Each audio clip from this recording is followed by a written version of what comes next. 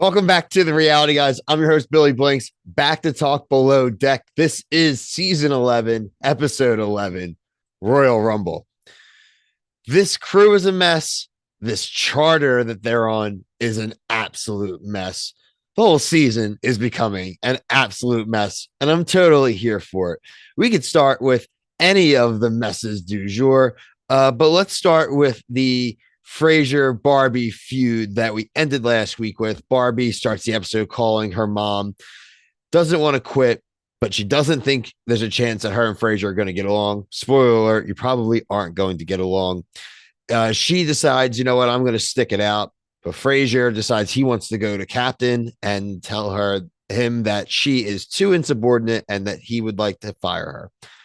Captain's a great leader. Captain can tell what a personality conflict looks like. They have been down a stew most of the season. Finally got up to numbers that I am not going to fire anybody until we at least have an extra hand, and we are not going shorthanded. You need to do better. You need to use your power to not act, and you just need to persevere. I love Captain. That's a real leader. I think Fraser is a little Fraser driven, a little star driven, a little bit wanting everyone to love and adore him, but maybe just not going and dealing with the personality conflicts. You don't need to point them all out. But Fraser does like to point someone out, and someone that he's not incorrect about is Chef. Chef is falling apart here. You know, look, we've had plenty of Chef meltdowns in below deck history. This one, though, is really a shame because it is a lot of self-inflicted wounds, especially where it doesn't seem like the guy's even reading the preference sheets. We had the lunch with the fish where one of the guests doesn't eat fish. He then replaced it with a Caesar salad. She said she doesn't eat any vegetables, so she's not going to eat the lettuce. They go and do the themed dinner later on that evening. The courses are very low quality. They are things like a ceviche, even though they're not into that type of food again. They do a basic chicken salad. It's showing the time in between. Even the captain's involved. No one's happy.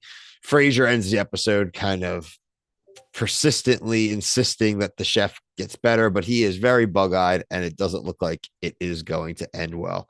Another thing that doesn't seem like it's going to end well is the decision for Ben to make Sonny the chief stew. Now, I think Sonny deserves it, but however, the fact of the matter is they're sleeping together. Captain doesn't know that, and I wonder if Captain would have felt like it would have been the right decision, knowing that, because of knowing that it may naturally rub some people the wrong way.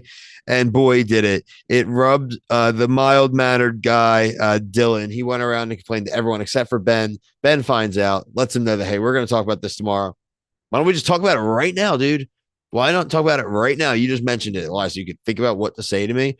I think it's BS. I think you're more into your wanting to make sure the relationship's okay versus what I think. And this is Dylan saying, that I have more experience.